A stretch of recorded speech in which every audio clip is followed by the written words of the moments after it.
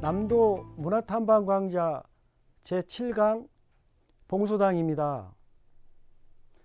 이곳은 가문의 영광에 나오는 집이기도 한데요.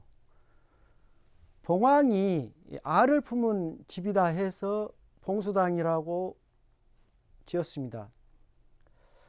그곳에 김한영이란 분이 이 구한말 장사로 큰 돈을 벌었는데요. 여수에서 교육사업으로 해서 큰 공헌을 하게 됩니다. 진성여중고, 한영여중고, 한영대학을 설립합니다. 12대 후손인 김재호 씨의 집인데요. 당시에 순천의 부자 김종익 분이 약 8만석 부자였고 김한영 분은 약 1만 2천석 부자였다고 합니다.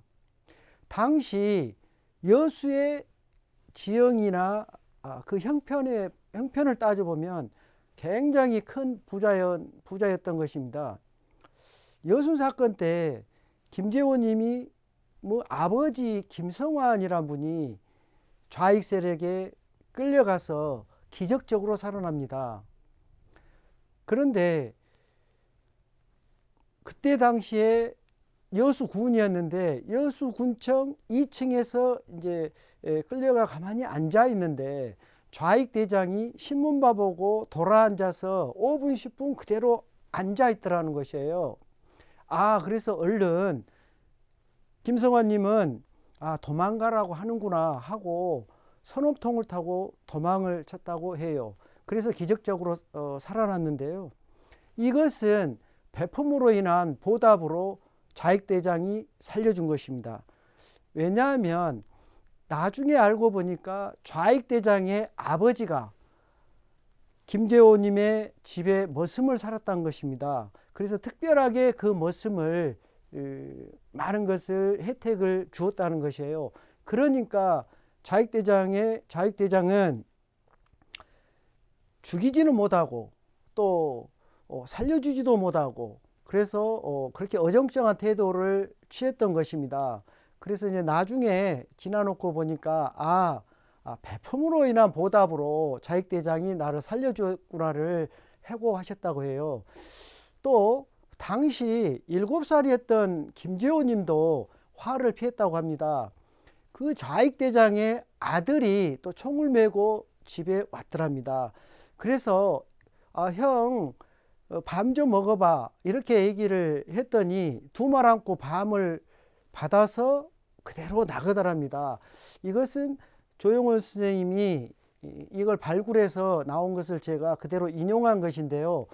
어쨌든 이러한 배품이 있었기 때문에 이 집을 여순사건 한국전쟁을 피해서 집을 보존하였던 것입니다. 자, 김한영 때부터 배품을 그렇게 많이 하였는데요.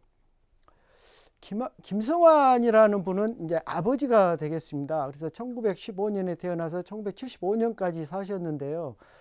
이분은 소작인이나 머슴에게 후하게 소작료를 주었습니다. 또 우리가 1년 그 머슴들에게 주는 것을 세경이라고 하는데요. 이 부분도 후하게 줬다는 것이에요. 그리고 또 하나는 재능 있는 머슴에게 자립의 발판을 마련해 준 게 굉장히 큰 일을 한 것입니다. 특히 자식이 많은 머슴에게는 특별하게 일을 시켜서 도움을 준 것입니다. 요즘으로 말하면 과외를 시켜서 따로 먹고 살게 해준 거라고 비유가 되겠습니다. 또 이 집은 풍수지리적으로 명당의 요소를 갖췄습니다.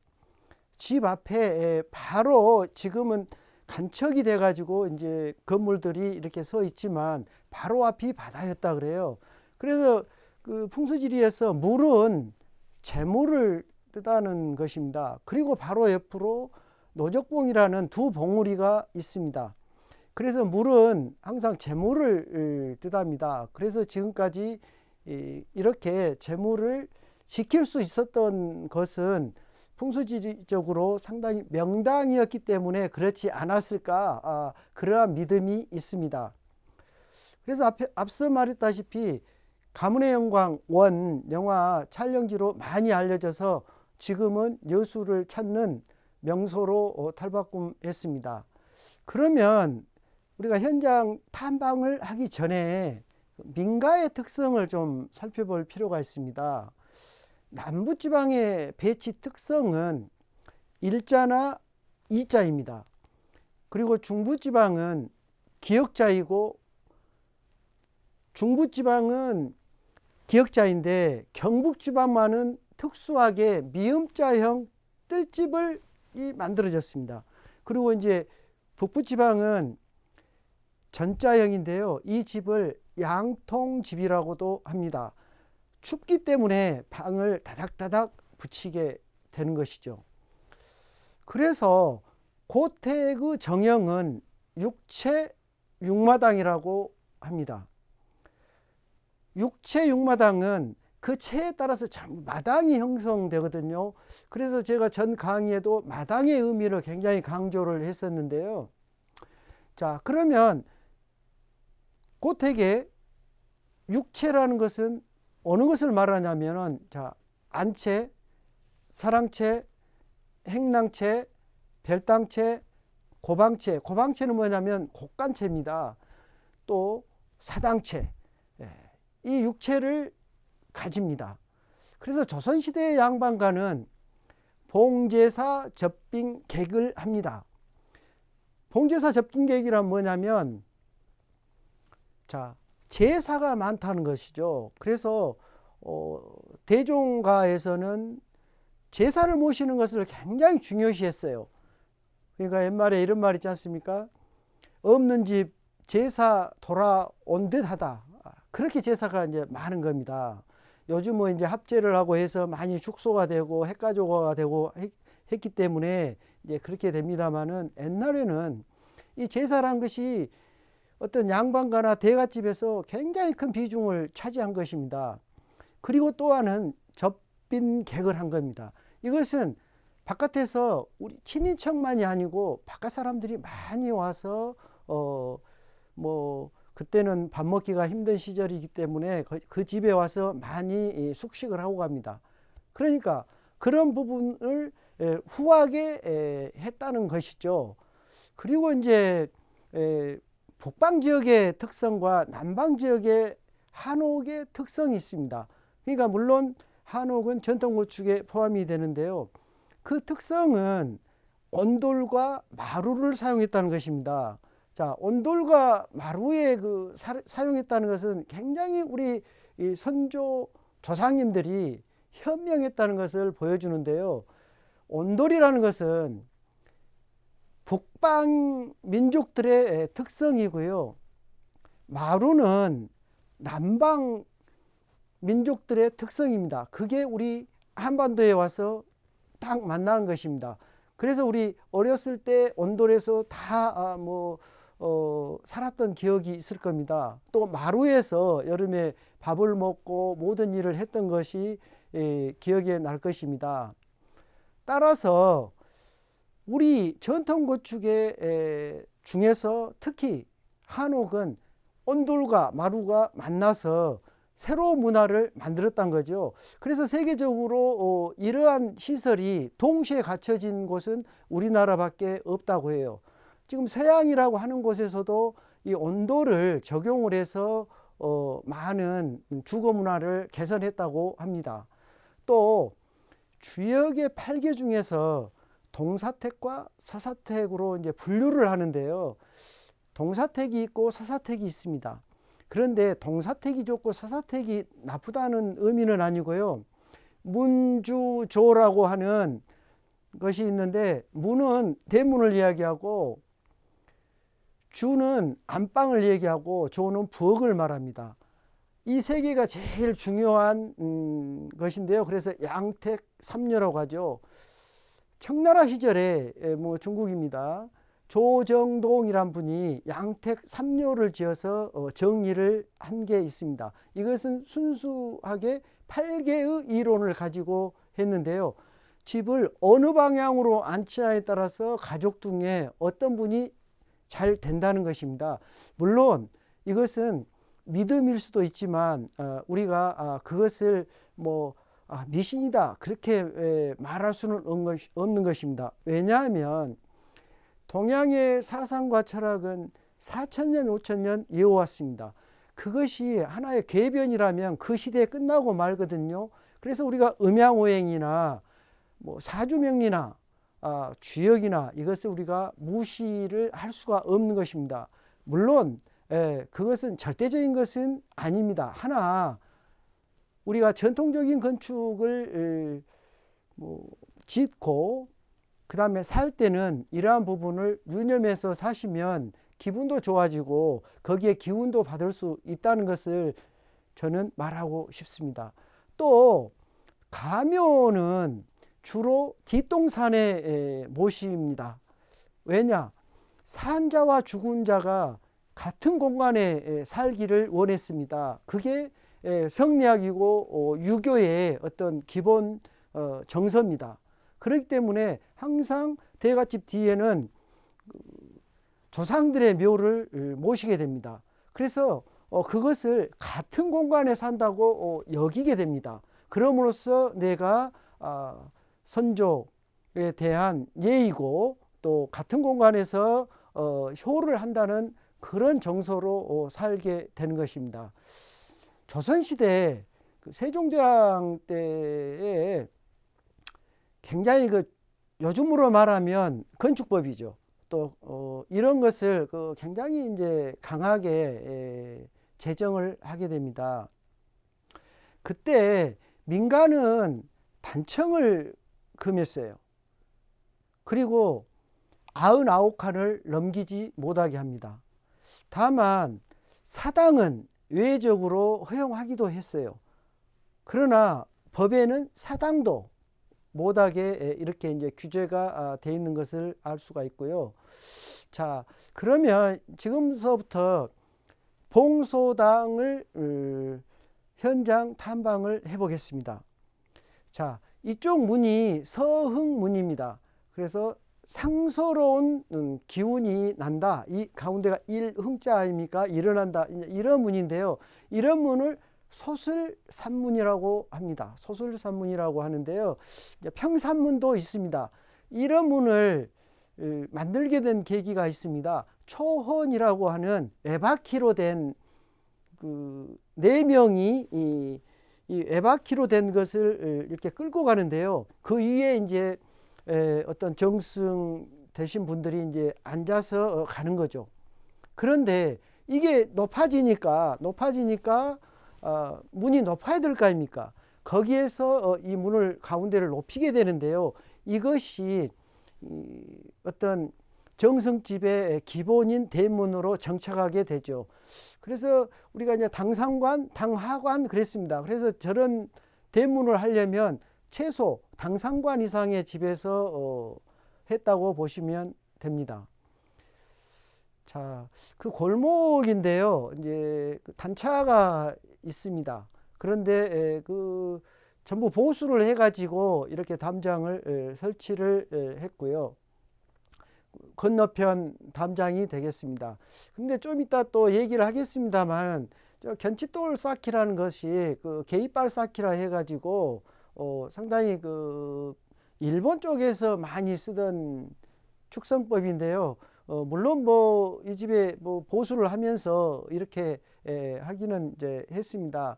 그런데 이제 고택을 이렇게 이제 설명하다 보면 조금은 불편한 그런 내용을 하게 되면 나중에 이렇게 해설할 때 아니 왜 우리 집을 조금 좋게 얘기 안 해주고 이런 얘기를 하냐 이런 부분이 있기 때문에 저로서는 상당히 조금 부담스럽습니다. 그러나 우리가 여수의 대표적인 고택을 제가 선정해서 이렇게 설명하니까 그런 분들도 이해하리라고 봅니다. 자, 봉소당 집에서 내려다본 앞에 건물과 멀리 바다가 보입니다. 그런데 이 앞부분이 전부 옛날에는 바다였다는 거예요. 그러니까 농토가 그만큼 적었다는 것을 의미를 하죠. 그래서 12,000석을 했다는 것은 대단한 부자였다는 거죠. 형편을 보면. 자, 그래서 이제 다시 성문을 좀 구체적으로 보시면, 자, 위에 석가래나 입공식이나 이런 것을 물론 뭐 다시 보수하면서 이제 했습니다만, 최대한 옛날 문을 재현하려고 이런 부분을 그대로 재현한 것 같습니다. 자, 천정 부분입니다. 천정 부분은 공포 양식이 있고, 그 다음에 위에 석가래가 있고, 이제 돌이라고 하는 것이 이렇게 지나갑니다. 돌 위에도 소로라는 장식용을 써서 아름답게 꾸몄습니다. 자, 여기도 이제 그 포집의 양식을 띄어서 한 것인데요.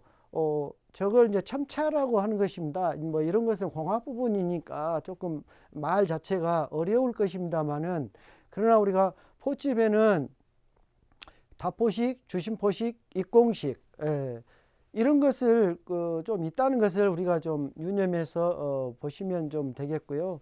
자, 이런 부분은 이제 풍혈이라고 합니다. 물론 바람풍 구멍혈이라고 해서 또 하고, 또 저게 코끼리 눈이라고 해서 안상이라고도 하는데요.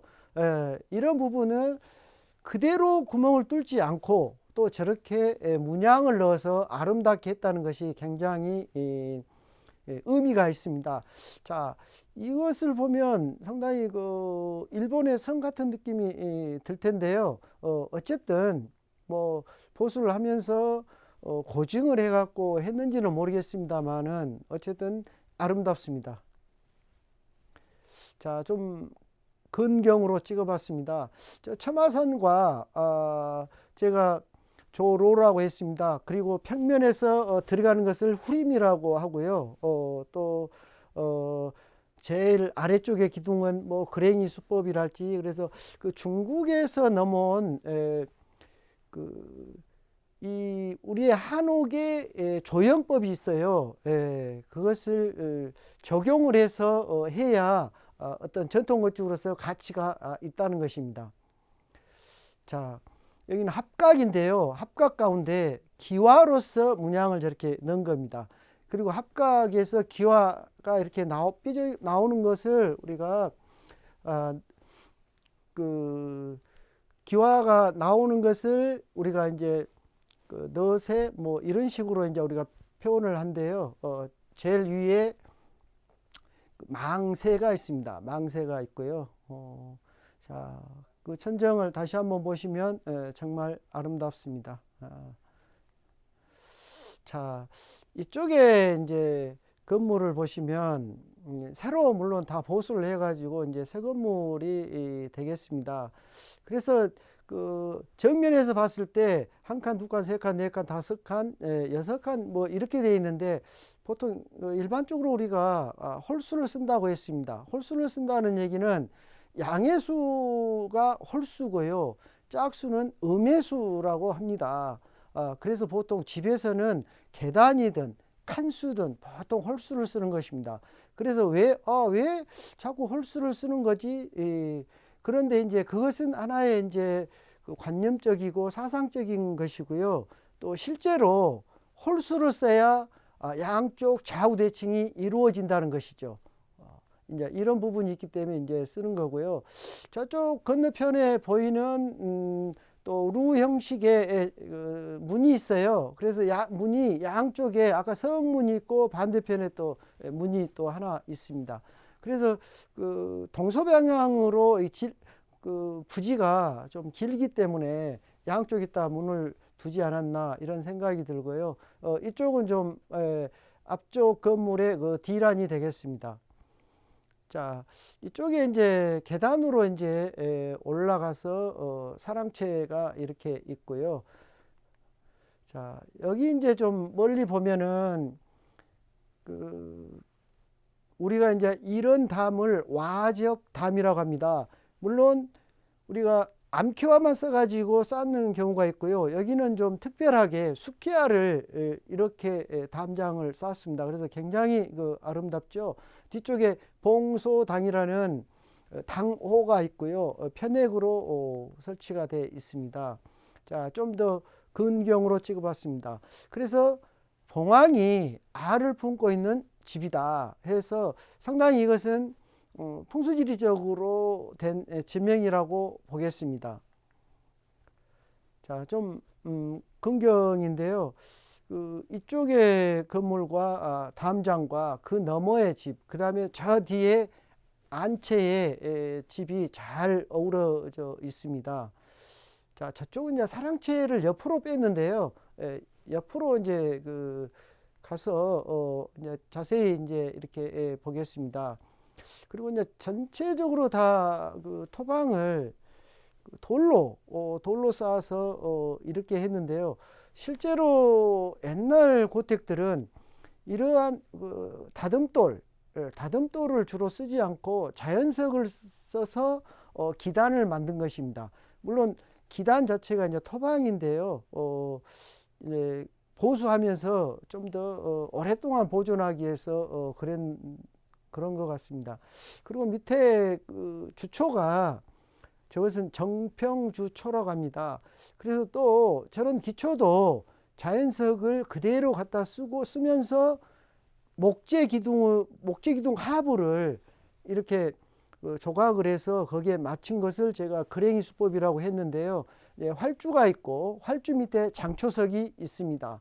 그래서 굉장히 아름다운 집인데요.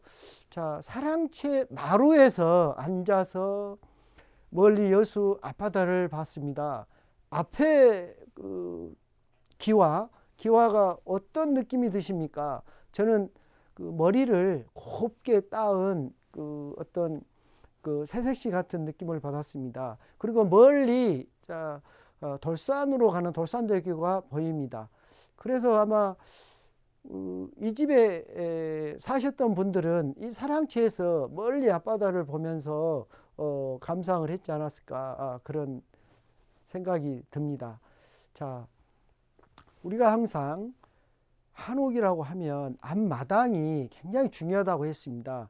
그러면 보통 앞마당은 비워놓는다고 제가 했습니다. 그런데 여기는 이제 잔디를 깔아서 이렇게 했거든요. 물론 뭐 다 장단점이 있긴 합니다만 기본적으로 한옥은 마당을 비워놓는다, 이런 개념을 좀 아시면 되겠네요. 자, 멀리 보이는 것이 이 돌산대교로 가는 다리입니다. 그리고 지붕 용마루선도 약간 현수곡선으로 주로 하는데 좀 반듯하죠. 중국 건축은 용마루 가지고 반듯해 가지고 끝에서 이렇게 쫙 올라갑니다. 그런데 우리나라의 용마루선은 현수곡선이라 해서 실을 늘어뜨려서 약간 처지는 그런 각을 쓰는 거죠. 그리고 뭐 버선코의 곡선 이런 것을 따져서 하는데 여기는 조금 일직선이라 제가 조금 의아했습니다. 그리고 멀리 이 돌산대교 다리가 보입니다. 자, 이것이 이제 안채인데요. 안채가 상당히 웅장합니다. 그래서 얼마나 많은 사람들이 여기에 드나들었던가를 이제 알 수가 있겠고요. 또 여기도 아까 얘기했다시피 마당을 잔디로 해놨습니다. 그래서 참 제가 이 집을 보고 좀 안타깝다. 왜 마당으로서 비워놓고 잔디를 안 했으면 더 돋보였을 텐데, 이런 생각을 했다는 것입니다. 자, 잔디를 심어놓은 것이고요.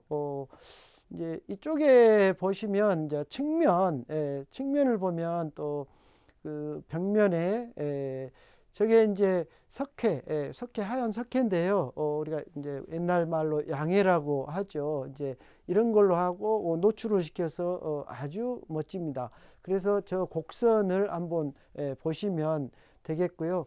토방을 전부 이제 돌로 이렇게 이제 많은 비용을 들여서 이렇게 한 것이 보입니다.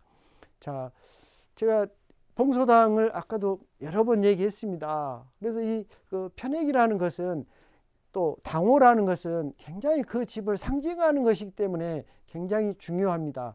그래서 우리가 당호를 지을 때는 그 지역과 그 사람과의 관계, 그 다음에 그 집에 살았던 사람의 어떤 그런 정서적인 것을 가지고 당호를 짓게 됩니다. 자, 이 문인데요. 문은 상당히 그 아자 문인데요. 그 한문 아자에서 따왔다고 하는 것입니다. 그런데 이제 가운데 유리를 넣었어요. 이것은 아마 보수하면서 좀 빛이 더 많이 들어오라고 한 조금은 변형을 한 것 같습니다. 뭐 이런 것까지야 뭐 말할 것은 없지만은 어쨌든 조금은 고풍이 조금 없다 이런 것을 좀 말씀드리고 싶은 거죠. 자, 이게 어느 궁궐의 뭐 회랑 같죠. 정말 마루는 항상 얘기한 우물마루라고 했습니다. 우물마루라고 했고요. 그저 태포가 쫙 돼 있고 기둥이 10주가 서 있는 것이 아주 웅장하고 멋있습니다. 자, 위에 선자석칼입니다. 저게 부채살 같이 생겼다 해서 선자라고 했습니다. 자, 기둥과 태포와 선자의 그 아름다움 한번 느껴보시기 바랍니다.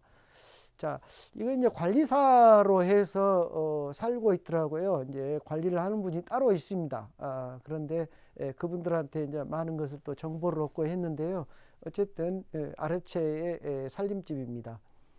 그리고 이제 건너편에 이제 담장 너머에도 기와집이 이렇게 있습니다. 자, 여기에서 보면 이제 그 계단인데요. 계단에 이제 저게 이제 우리가 법수라고 합니다.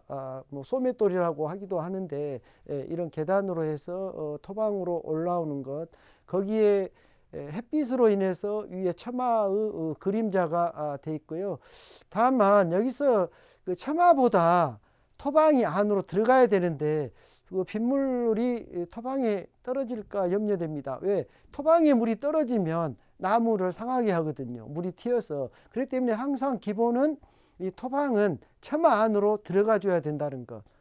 그래서 항상 그걸 눈여겨 보시고 또 지을 때도 저는 그것을 염두에 두고 항상 강조를 합니다. 이건 살창인데요. 이것은 채광만 되는 것입니다. 통풍이 되는 것은 아니고요. 굉장히 아름답습니다. 자, 이게 이제 돌을 다듬어서 이렇게 판석으로 토방을 만들었습니다. 자, 토방이 하나, 둘, 셋, 넷, 다섯, 여섯, 일곱, 8단 아닙니까? 그래서 계단이든 어떤 집의 칸수든 다 홀수로 한다 했는데, 물론 뭐 제일 아랫단은 단수가 뭐 아니라고 하면 7단인데요. 어쨌든 여기에서 보기는 8단이라서 조금 아쉽고요. 자, 이 처마와 그 다음에 이쪽 기와와 이쪽에 그 나무와 어우러짐이 참 좋습니다. 이걸 또 상세하게 제가 찍어봤고요. 여기에서 보시면 아까 이제 그 쌓기법에 대해서 얘기했습니다. 우리나라는 다듬돌 바른층 쌓기를 합니다. 다듬어서 반듯하게 쌓죠. 쌓기법이. 그래서 보통 그 다듬돌을 사각에 정사각에 맞게 쌓아서 이렇게 쌓습니다. 한번 유심히 뭐 문화유적 보시면 그렇게 다 쌓여져 있는데, 여기는 집 안에 견치돌, 요즘에 말하면 견치돌 쌓기라고 하는데, 또 이제 우리 순수한 말로 하면 개이발 쌓기라고 합니다. 이런 쌓기법이 돼 있어서 조금 아쉬움으로 제가 느꼈습니다. 자, 그 이쪽에 이제 아까 이제 다시 한번 사진을 찍었는데요. 그 위에는 다 전통적으로 했는데 아랫부분이 개이발 쌓기로 해서 조금 어울리지 않는다는 것이 좀 아쉽다고 다시 한번 말씀드립니다. 자, 저기가 보이는 곳이 지금 제가 전에 이론적인 것을 했을 때 어떤 그 안산의 개념이고요. 저게 이제 부를 가져다 준다고 하는 것입니다. 뭐 물론 뭐 저 동산으로 인해서 부가 왔는지 안 왔는지 이제 그것은 이제 다른 문제고요. 어쨌든 풀이적으로는 이제 그렇게 해석을 한다는 얘기입니다. 뒤쪽이 집이 약 5,000평인데요. 5,000평인데 저 뒤쪽에 이제 그 야산 비슷한 게 있고요. 앞에 집 터가 있고 앞에 안산이 있고, 이제 멀리 이제 조사는 좀 있겠죠. 하나 이제 저 멀리는 여기서는 이제 바다가 되고 바다 너머에 조산이 있겠습니다. 그 조자는 아침 조자를 쓰고요. 뒤에 있는 산은 할아버지 조자를 씁니다. 그래서 자청용, 우백호, 남주자, 북연무로 해서 사령이라고 하고 또 사신사라고 하는데, 보통 옛날 고택들은 거의 다 이 어떤 사신사에 의해서 집터를 잡게 됩니다. 그리고 이제 우리가 이제 집터를 잡을 때는 항상 도로보다 높아야 하고요. 또 키로 말하면 전라도 말로 챙이라고 하죠. 키로 말하면 7부 정도. 우리가 곡식이 모이는 곳을 항상 까불어 보면 이렇게 보면 한 7부 정도의 알곡이 쌓이는 것을 느낄 수가 있어요. 이제 바로 그것을 우리가 이제 명당이라고 합니다. 그래서 한 고을이 하나 키로 본다면 부잣집들은 항상 한 7부 능선 정도의 터를 잡습니다. 그리고 앞에는 가랍집, 뭐 호지집, 그리고 제일 큰 집이 있고 작은 집이 있고 이렇게 형성이 됩니다. 그리고 이제 앞에는 채마밭이 있고요. 저 아래는 강이나 바다가 있고요. 그래서 배산 임수라고 합니다. 어쨌든 오늘 여수 봉소당 고택을 보았습니다. 그동안에 제가 고택을 또 안 했었고 또 오늘 처음으로 한 것은 고택에 대해서 좀 더 우리가 자세히 알고 탐방을 해보면 많은 것을 우리가 얻을 수 있고 또 그 집 안에 살았던 사람들을 우리가 알 수가 있는 거죠. 우리가 답사를 하는 이유는 무엇이겠습니까? 한옥 보려면 많이 주의해 있습니다. 하나, 그 집에 누가 살았냐가 굉장히 중요하거든요. 이것은 하나의 그 사람의 그 집에 서사라는 게 담겨 있기 때문에 우리는 그곳을 찾아가는 것입니다. 그래서 오늘 봉소당을 통해서 많은 걸 배웠으면 또 느꼈으면 합니다. 이상으로 봉소당에 대해서 하고요. 제 8강은 울림산방입니다. 또 울림산방은 굉장히 소치 선생님에게 의미 있는 집이고요. 다음 강에서 뵙겠습니다. 감사합니다.